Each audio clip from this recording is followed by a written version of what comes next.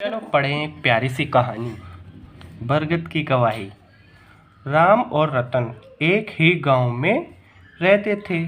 दोनों की आपस में अच्छी जान पहचान थी, लेकिन जहां राम नेक और ईमानदार था, वहीं रतन धोखेबाज। एक दिन रतन को किसी जरूरी काम के लिए कुछ रुपयों की ज़रूरत पड़ी। रतन को कुछ पैसों की ज़रूरत पड़ी तो उसने मांगे होंगे। चलिए पढ़ते हैं। इसीलिए उसने राम से 1,000 रुपये उधार मांगे। राम से उसने 1,000 रुपये उधार मांगे। जान पहचान होने के कारण राम ने रतन को रुपए दे दिए बिना कुछ पूछे। जान पहचान था उसका, ये राम है, राम के हाथ में पैसे हैं, वो दे रहा है रतन को। यह हमारा नीचे का पार्ट है। 2 वर्ष बीत गए, पर रतन ने राम के रुपए नहीं लौटाए। लाचार होकर एक दिन राम ने रतन से अपने रुपए मांगे। भैया वो मजबूर हो गया।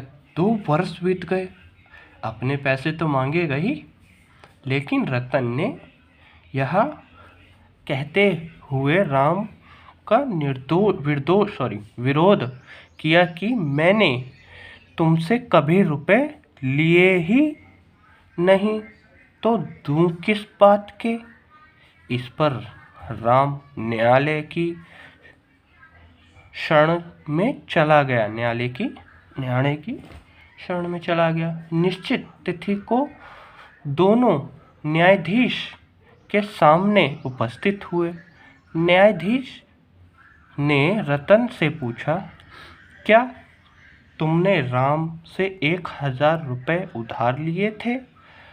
रतन ने कहा, नहीं साहब, मैंने इससे कभी 1 पैसा भी नहीं लिया, बल्कि सच तो यह है कि इसी ने मुझसे 1 वर्ष पहले 500 रुपये उधार लिए थे और अब लौटाने का नाम नहीं ले रहा। देखिए क्या दिमाग लगाया उसने, क्योंकि वो तो था धोखेबाज।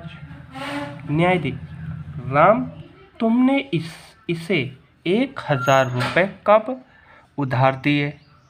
तो अब अगला पार्ट पढ़ते हैं उधर।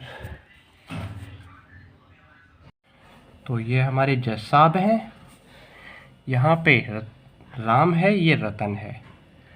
तो राम ने कहा, साहब मैंने वे रुपए इसे 2 वर्ष पहले दिए थे।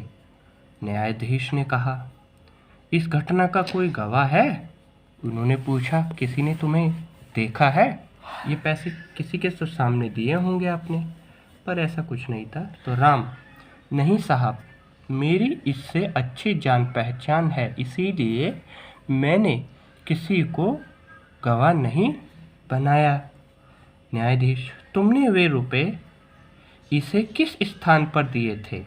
कौन सी जगह पर वो पैसे दिए गए? न्यायाधीश ने पूछा। तो राम, साहब मैंने वे रुपए इसे बरगद के पेड़ के नीचे दिए थे। न्यायाधीश, तो राम अपनी बात को सच साबित करने के लिए बरगद के उस पेड़ को ही न्यायालय में ले आओ। जज साहब ने कहा, प्रूफ के तौर पे उस पेड़ को ही ले आओ, वह सब सच सच बता देगा। यह सुनते ही न्यायालय में उपस्थित सभी व्यक्ति आश्चर्यचकित रह गए। सब सोचने लगे, ऐसा कैसे हो सकता है? आश्चर्य होने लगा उनको। तो राम, पर साहब यह कैसे संभव है? एक पेड़ भला गवाही कैसे दे सकता है? न्यायाधीश ने कहा, इस दुनिया में कुछ भी संभव नहीं है। तुम उसके पास तो जाओ, वह जरूर आएगा। तुम उससे कहना न्यायालय का आदेश है। जल्दी चलो। न्यायाधीश का आदेश सुनकर राम सोच विचार करते हुए बरगद के पास चला गया, जबकि रतन न्यायालय में ही बैठा रहा। राम को गए अभी आधा घंटा ही हुआ था कि न्यायाधीश ने रतन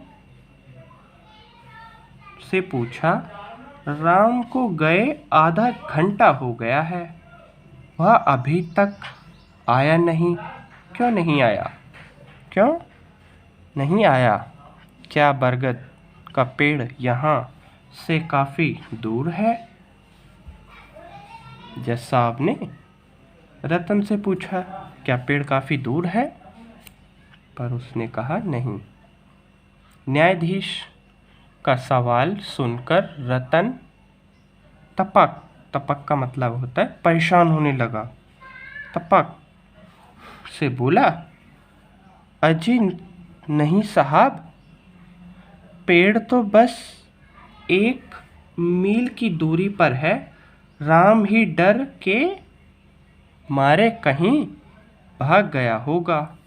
अच्छा, तो राम ही डर के मारे भाग गया होगा, अभी तक नहीं आया, बातें बना रहा है रतन। लगभग 1 घंटे के बाद राम न्यायालय में अकेला ही लौटा और अपने स्थान पर खड़ा हो गया। राम आया और अपनी जगह पे ही खड़ा हो गया, क्योंकि वो पेड़ को तो ला नहीं सकता था, ऐसा कभी पॉसिबल ही नहीं है। राम ने कहा, साहब मैंने बरगद के पेड़ को न्यायालय का आदेश सुना दिया था, परंतु ना तो उसने जवाब दिया और ना ही वह मेरे साथ आया। न्यायाधीश ने कहा मुस्कुराकर, घबराओ मत, बरगद का पेड़ तो अपनी गवाही देकर चला भी गया है। रतन साहब, मेरे सामने तो कोई पेड़ नहीं आया, आप किसकी गवाही की बात कर रहे हैं?